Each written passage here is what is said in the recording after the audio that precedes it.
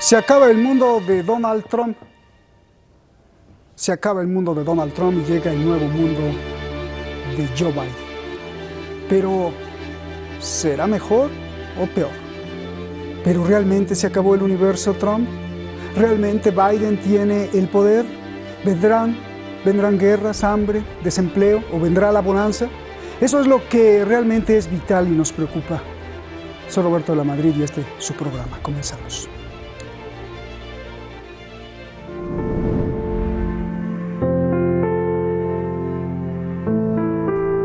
El que le llaman líder del mundo libre ya se aleja de todos los reflectores. Ya el polémico multimillonario de Nueva York no tiene acceso a las redes sociales, su medio más favorito para lanzar acusaciones incendiarias contra sus rivales y hacer políticas de esta forma. Pasó sus últimas horas en la Casa Blanca y en una ceremonia de despedida en la que ni siquiera su vicepresidente Mike Pence asistió. El 45º presidente de Estados Unidos dijo que pronto el mundo va a respetar a los estadounidenses. My fellow Americans, 4 years ago we launched a great national effort to rebuild our country, to renew its spirit, and to restore the allegiance of this government to its citizens.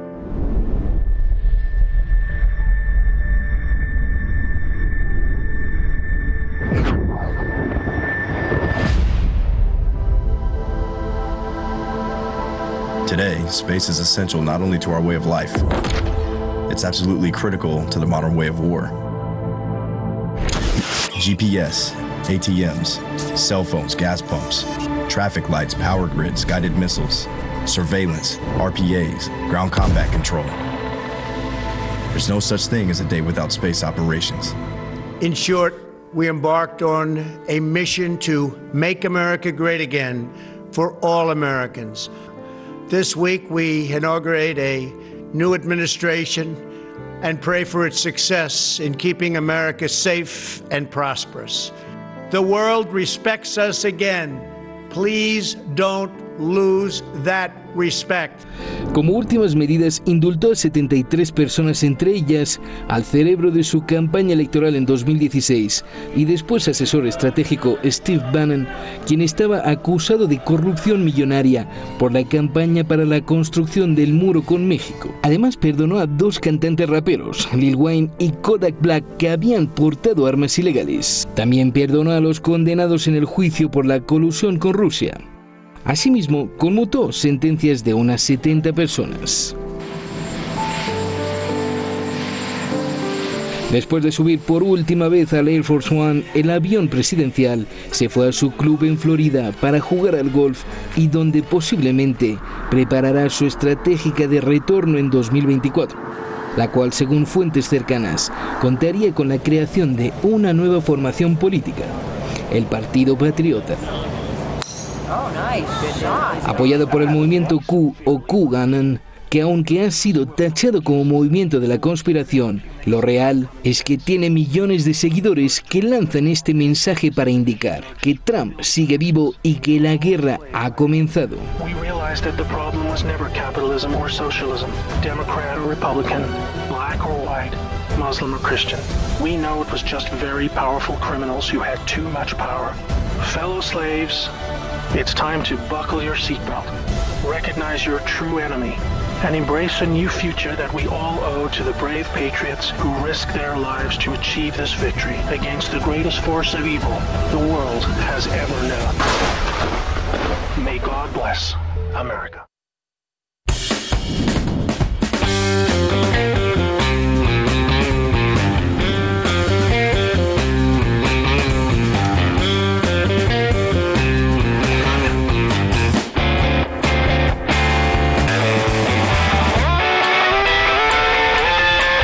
¿Qué es lo primero que hará Joe Biden? Asume el mando en este ambiente de seguridad con la promesa de revocar las medidas polémicas de Trump.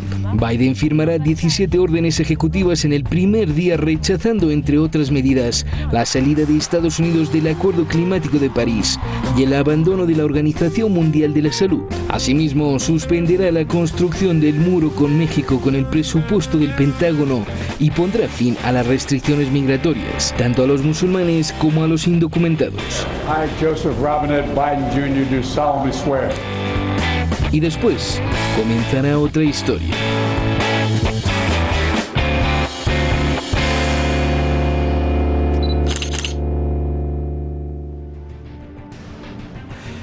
Vamos directamente con nuestros invitados. Francisco Fernández Cruz Sequera, usted lo conoce, no solo es analista internacional, sino es escritor, investigador, con mucho conocimiento de lo que pasa en el planeta. Iñaki Gil de San Vicente, el gran Iñaki, gracias por estar aquí, analista internacional de grueso calibre. A ver, comienzo contigo, Francisco. Hace 4 años todos estábamos justamente, prepárense porque viene Donald Trump. Hoy ¿para qué hay que estar preparados? ¿Será peor o mejor? ¿Habrá misiles con maquillaje? ¿Guerras disfrazadas con diplomacia? Adelante, Francisco. Bueno, lo primero es plantearnos, desearos que estéis todos bien, saludar a la audiencia, saludar a Iñaki, con quien ya son años coincidiendo, con quien me alegro en hacerlo en este programa, y enviarte a ti un abrazo. Biden no es un fenómeno distinto de una misma realidad poliédrica. No hay más que ver la presencia sionista y la manifestación que ya ha hecho de entrada diciendo que no va a mover la embajada norteamericana de Jerusalén. En los grandes asuntos nada va a cambiar, si no es a peor. Nada va a cambiar en la guerra comercial con China y en la competición. En este momento nada va a cambiar en la política militar y de estrategia norteamericana, si no es a peor, porque ha quedado claro que las presidencias demócratas se distinguen por ser extremadamente violentas, y tampoco va a cambiar nada en los objetivos de la élite globalista que se ha hecho con el poder de Estados Unidos, de un modo que sigo insistiendo, al margen de mi conocida oposición a Trump, que no ha sido regular. Es decir, de hecho, el mainstream, todos los medios de comunicación han acusado a Trump de no mostrar nunca pruebas de fraude, pero lo cierto y verdad es que jamás se ha admitido una demanda impugnando las elecciones para poder valorar esas pruebas por parte de un juez. Dicho esto, lo que tenemos es, por un lado, la cuestión iraní, en la que Biden tiene 2 opciones: una, seguir incumpliendo la ley, o 2, respetar los acuerdos de Viena y levantar las sanciones contra Irán, pero no parece que vaya a hacerlo, porque dice que quiere revisar todo el tratado y que quiere incluir cuestiones nuevas, como es la cuestión de los misiles, que los acuerdos de Viena no contemplaban.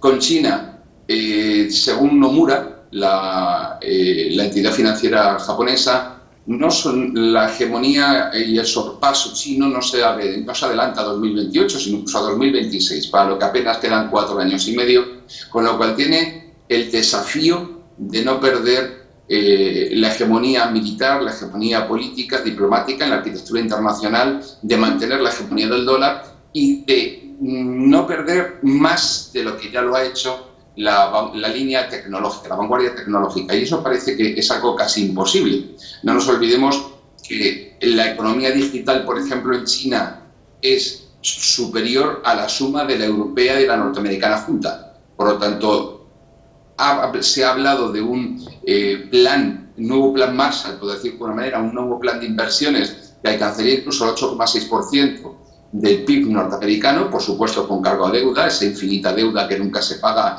porque no es más que darle vueltas a la maquinita, y la reconstrucción de la cuestión con Europa y del tema de la OTAN, que va a exigir en tiempos muy difíciles, porque mientras que China es la única gran potencia que ha saldado 2020 con un crecimiento del 2,3%, en Estados Unidos ha sufrido una contracción, y ya de Europa ni hablamos.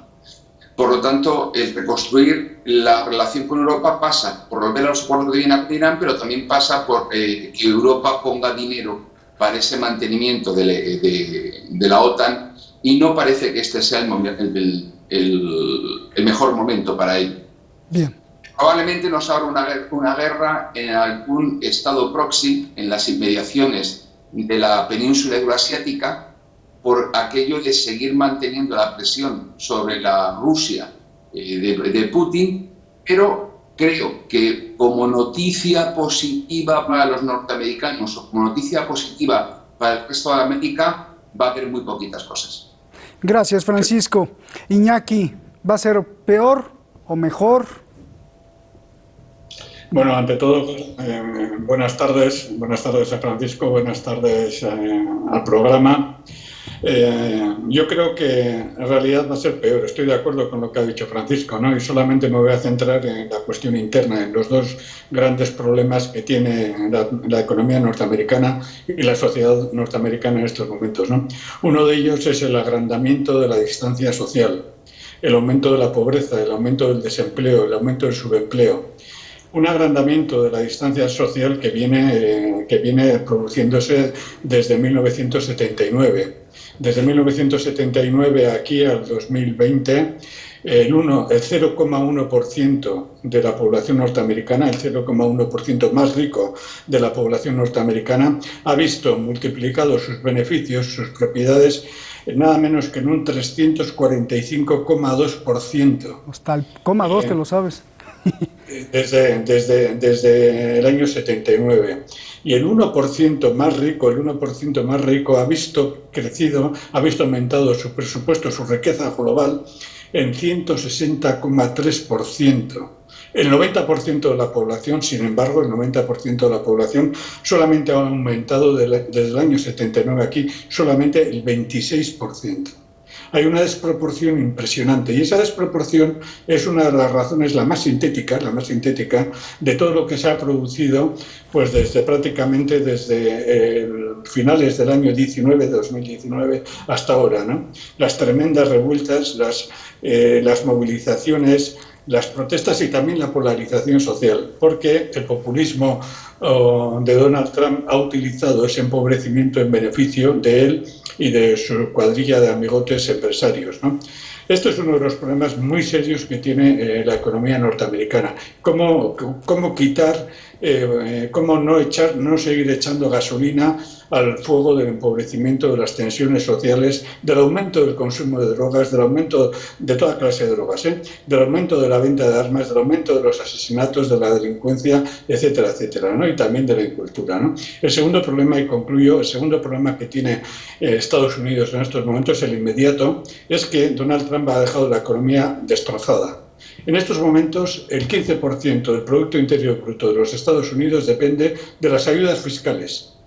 La ayuda fiscal, la intervención fiscal en beneficio de los ricos supone el 15% de la economía. Si esta ayuda se redujera o se parara porque hubiera un crack, porque la deuda no se puede pagar, porque hubiera situaciones derivadas de lo que ha expuesto Fernando, etcétera, etcétera, o de la pugna creciente que Europa ya ha declarado. Hace 2 días Europa ha dicho que va directamente a que el euro se ponga por encima del dólar, o la situación con China, etcétera, etcétera. Si la banca norteamericana, si el FED no pudiera pagar, no pudiera mantener este 15%, la economía norteamericana se hundiría de la noche a la mañana, porque está sostenida artificialmente, está sostenida por un chorreo de dinero interno, un endeudamiento gigantesco y una explotación a nivel mundial gigantesca. 2 datos, simplemente concluyo con 2 datos. La economía norteamericana es la que menos ha crecido con el presidente Trump desde 1945. Todos los presidentes han crecido la economía, han llevado la economía a un poco más de lo que ha hecho Trump. Trump es el primer presidente que no logra un aumento económico sobre el presidente anterior. Y eso teniendo en cuenta toda la política internacional que ha hecho, ¿no? Y segundo dato. Con el presidente norteamericano, con Donald Trump, es el primer presidente en la historia de los Estados Unidos que termina su mandato con más desempleo y más paro que los anteriores presidentes. todos los anteriores presidentes en los últimos años, el último año de su presidencia, tomaban medidas desesperadas para precisamente ganar votos, invirtiendo millones de dólares en empleos ficticios, en subempleo, digamos, en inflar el globo del consumo inmediato que luego se desinflaba, ¿no? Esto no lo ha hecho Trump, o si lo ha hecho, no le ha salido bien. Y por tanto, la situación en la que se encuentra en estos momentos la administración internamente, me refiero siempre al plan interno, la administración de Biden es una situación prácticamente, como dicen propios analistas pues de la banca fundamental de los Estados Unidos, se mantiene sobre el desastre, ¿no? Oye, Iñaki, pero si no hubiese habido coronavirus, estaríamos diciendo lo mismo de que el desempleo y... Porque Trump te diría, oye, sí, pero hubo coronavirus, sin coronavirus íbamos bien. No, precisamente es que aquí hay otra cuestión, Trump tuvo la desgracia, por ponerlo de alguna forma entre comillas, de llegar a la presidencia cuando ya la ola económica que había apoyado parte de los esfuerzos de Obama estaba terminando. Bien. Para el año 2016 la pequeñísima recuperación de la crisis del 2008 estaba terminando en todo el mundo, Para el año 16 estaba claro que iba a terminar esa pequeña recuperación. Para el año 17 esa pequeña recuperación se había esfumado y en ese momento Donald Trump tomó medidas que eran suicidas, que prolongaron un poquito la situación al 2018, pero que luego eran realmente suicidas. Y por eso en el 2019 intentó frenar un poco y negociar algo con China. Acordémonos cómo intentó al final del 2019, previendo que venía la pandemia, intentó negociar algo con China, pero era tarde y a eso se le sumó la pandemia. O sea, lo que ha ocurrido con Donald Trump es que no ha sabido responder primero a una desaceleración económica mundial que era cierta, que venía ya para abajo, eso se veía en China, se veía en todo el mundo, no supo reaccionar ante eso, pero luego tampoco ha sabido reaccionar a la pandemia. Gracias, Iñaki. Francisco, a mí me encanta analizar los símbolos. ¿Qué significa que escuchaste el himno nacional de Estados Unidos? Ella haya cantado el himno en el acto inaugural de Biden. Esto tiene muchísimo significado, ¿no? Pues a mí es que la verdad me parece un detalle en el que sinceramente no he reparado y tampoco le concedo excesiva importancia. Yo, si me permites, quisiera decir algunas cosas porque no quiero que me queden sin decir. Creo que tanto Iñaki como yo, Francisco, que no Fernando, Iñaki, estamos haciendo un retrato de la situación en el que yo me estoy centrando más en lo externo y en el interno. Y en lo externo no quisiera dejar de señalar dos aspectos. Uno es el intento de Biden de mantener el Tratado de París en cuanto a lo que es la conservación del medio ambiente y no contaminación. Otro es que no tenemos que olvidarnos de que Biden participó en las negociaciones de Obama que llevaron al Tratado Transpacífico, con el que se disputaba en ese nuevo escenario de más del 50% del comercio del mundo, que es el Pacífico, la competencia comercial en China, y luego señalar los distintos aspectos que la propia familia de Biden ha tenido en cuanto a casos de corrupción conocidos, en el que se acusa incluso a Biden de haberse reunido con funcionarios del Partido Comunista Chino para facilitar las actividades empresariales de su hijo Hunter, tanto en China como en el tema de Ucrania. Y eso creo que es muy importante porque en esa faceta que tenemos, al margen de la realidad que ha señalado Iñaki, de una profunda, constante desigualdad en la distribución de la riqueza y de la calidad de vida entre las clases sociales en Estados Unidos y también en el resto del mundo, porque si algo se ha demostrado, y vayamos a los estudios de Piketty para verlo, es que la desigualdad a nivel mundial se está generalizando, hay una cada vez mayor concentración de riqueza en menos manos. En el caso concreto, esa desigualdad dentro de Estados Unidos también es una consecuencia y un resultado de ese retroceso de Estados Unidos en el Pacífico. Bien. Rápido, te hago dos preguntas, Francisco, para que también se las haga yo a Iñaki. ¿Qué lección nos deja Donald Trump? O sea, ¿qué podemos aprender? Y la segunda, ¿cuánto crees tú que se equivocó Trump? De 0 a 10, donde 10 es ningún error y 0 es todo error. ¿Qué número le escoges, por favor? Tendríamos que ir en una cuestión por temas. Por ejemplo, en la mayor parte de los temas yo le daría a Trump un 0. Por ejemplo, toda la cuestión sionista. Estados Unidos, los Estados Unidos de Trump han sido uno más, clarísimo, de convertir a Estados Unidos en un estado recadero, vasallo de las políticas del Likud y de Netanyahu. Se ha atrevido a ese traslado de la embajada de Estados Unidos a Jerusalén, siguiendo esa línea que yo he señalado en ese mandato del sionismo cristiano evangélico y demás. Y en cuanto a otras cuestiones, como es el intento de alguna manera pequeño de girar la política norteamericana en otros aspectos, acertada o equivocadamente según su criterio. Pero yo creo que la intención era salvaguardar los intereses del trabajador medio, del norteamericano medio, de alguna manera. No digo de todas, ni en todo, ni que esa fuese su intención primordial. Pero por lo menos ha habido una retórica de ello, cosa que en casos anteriores, de presidencias anteriores, bueno, lo hemos estado viendo. Lo único que se han hecho ha sido permanentes reducciones de impuestos para los ricos, que han provocado un aumento de la concentración de la riqueza en Estados Unidos, y por lo menos Trump mantenía una retórica, aunque fuera interesada para apoyarse en esas clases medias y trabajadoras, de algún tipo de intención de algo, de hacerlo de otra manera. Yo creo que no lo consiguió. Creo que Trump es el paradigma del hipócrita, y no creo que haya sido una persona ni tan siquiera inteligente para entenderse su propio papel. Él estaba fuera del sistema, él era un outsider, se atrevió con una máquina muy grande y los medios de comunicación le han colocado donde están, en esa inmensa máquina, propiedad de muy pocas empresas, que están en manos de muy pocas personas, y lo prueba un detalle. Miren ustedes cómo Facebook, Twitter, etcétera, que son propiedad de conocidos judíos con residencia en Israel, le han retirado sus cuentas. Y creo que la clave para entender su salida es la oposición del interés globalista, el enfrentamiento del mainstream, de los medios de comunicación, y la retirada de cierto apoyo de cierta minoría globalista y de ese movimiento cristiano evangélico. Y eso es lo que le ha colocado fuera. Bien. Y, sinceramente, hay una cosa que dice que es cierta, y es en lo único que yo hablaría de forma positiva de Trump. No ha empezado ninguna guerra nueva. No ha empezado ninguna guerra. A ver, si tú le pones un 0 o un 10, que no creo el 10, ¿verdad? Querido Iñaki, y te pregunto algo muy importante que tú tocaste y quiero que me profundices. Los seguidores de Donald Trump, no Donald Trump, los seguidores se quedan con la semilla de la duda.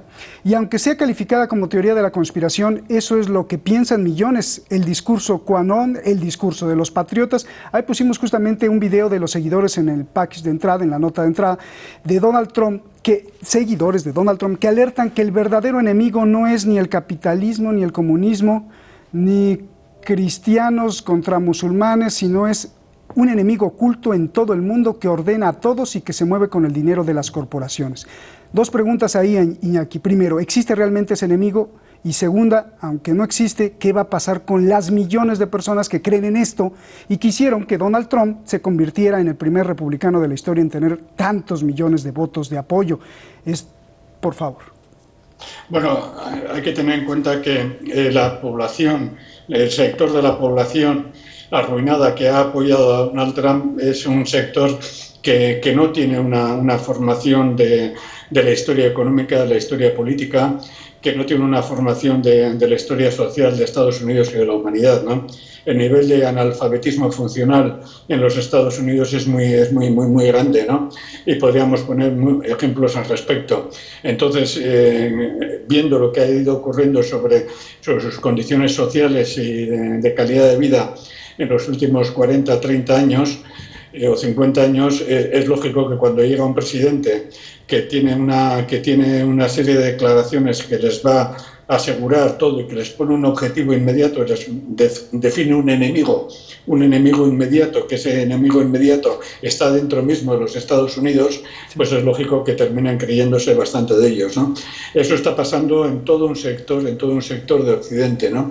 Porque QAnon y otros sectores que siguen las teorías conspiranoicas, etcétera, no solamente están en los Estados Unidos. Aquí mismo, en el Estado español, hay sectores que defienden eso y van creciendo poco a poco, incluso ya se empieza a hablar de una cuantificación, ¿no? Eso por una parte, pero por otra parte también es cierto que la sociedad clásica norteamericana está en una tensión, está rota por diversos niveles, ¿no? Y un nivel es la estrategia que están llevando sectores de las grandes corporaciones norteamericanas con sectores de las grandes corporaciones europeas de dar un salto en la historia de la economía mundial y europea y norteamericana, ¿no? ¿De qué salto estamos hablando? Un salto de un siglo de retraso con respecto a lo que algunos autores ya a finales del siglo XIX planteaban, de que se estaba produciendo una independización del capital financiero con respecto al capital industrial, ¿no? Y que esta independización del capital financiero con respecto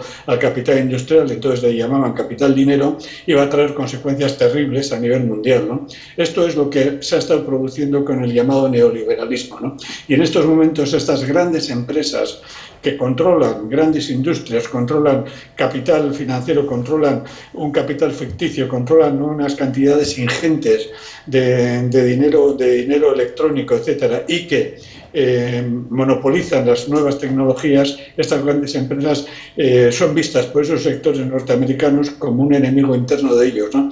Pero esto plantea una cuestión fundamental, que es la cuestión de que Donald Trump ha intentado seguir la política que terminó en dos grandes guerras mundiales, la política del proteccionismo. La Primera Guerra Mundial estalló, entre otras razones, como efecto del proteccionismo de las grandes potencias en la crisis de entonces, ¿no? La crisis que estalló en 1871, ¿no?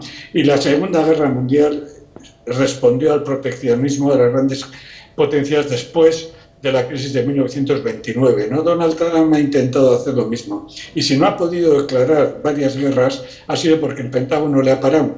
Donald Trump hubiera bombardeado Irán, lo tenía proyectado, hubiera bombardeado Siria, lo tenía proyectado, y simplemente el Pentágono le ha dicho que el ejército norteamericano no estaba capacitado para eso. Se lo dijo prácticamente al llegar al poder, se lo dijo en la primavera del 2017. Un estudio muy minucioso de la administración republicana sacó a la luz las graves deficiencias del ejército norteamericano para declarar nuevas guerras, y eso ha parado y ha impedido que Donald Trump diera el paso a guerras que ya las tenía pensadas, ¿no?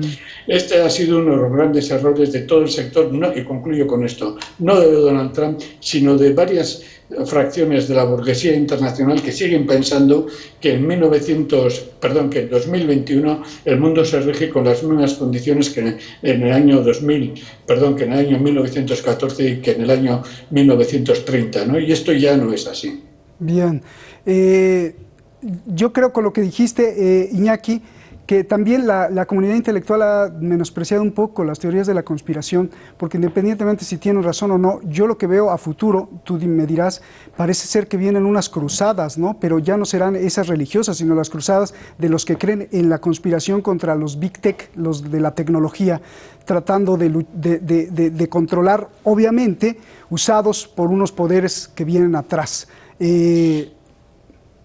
Sí, pero estos pequeños grupitos de la conspiración son prácticamente muy pequeños comparados a todo el movimiento que se está produciendo en Occidente contra la cultura musulmana, contra la cultura asiática, contra, digamos, los trabajadores migrantes, contra la cultura latinoamericana, de la que no estamos hablando, la guerra cultural declarada a América, etcétera. Este es verdaderamente el movimiento de fondo. Este es realmente el movimiento de fondo que dirige a decenas de millones de personas en Europa y en Estados Unidos, de las cuales una parte pequeña cree en la conspiración. Pero esto es todavía mucho más grave, porque estas personas piensan que el mundo no se rige por conspiraciones en el sentido clásico de pedófilos, etcétera, o en el sentido clásico de Angela Merkel, o lo que dicen Kohn y otros sectores, sino por una visión mucho más profunda y mucho más reaccionaria, que incluso tiene apoyo de la sociobiología, tiene apoyo de la sociología reaccionaria, tiene apoyo de corrientes filosóficas, tiene apoyo de la genética de la manipulación manipulación de la biotecnología, etcétera, etcétera. Realmente el peligro está en esas decenas de miles de millones de personas que, para mantener el nivel de vida y para mantener el comportamiento prepotente de Occidente dirigidos por los Estados Unidos, estarán dispuestos a todo y que piensan que las conspiraciones sí de existir pueden ser ciertas, pero no la conspiración de una minoría que controla el mundo, sino la conspiración del 80% de la humanidad, o del 82 o del 83% de la humanidad, contra el 18 o el 17% que por ahora viven bien en el mundo occidental y en Estados Unidos. Gracias, Iñaki. Te mando un abrazo. Muchísimas gracias por estar en el programa. Gracias. Ahí, Francisco, pues ya te contestó Iñaki, ¿no? Que pues Trump no pudo atacar, más bien, no es que no quisiera ni iniciara una guerra. Si me contestas esto, por favor, usted le pido que busque la segunda parte en YouTube. Nos vemos.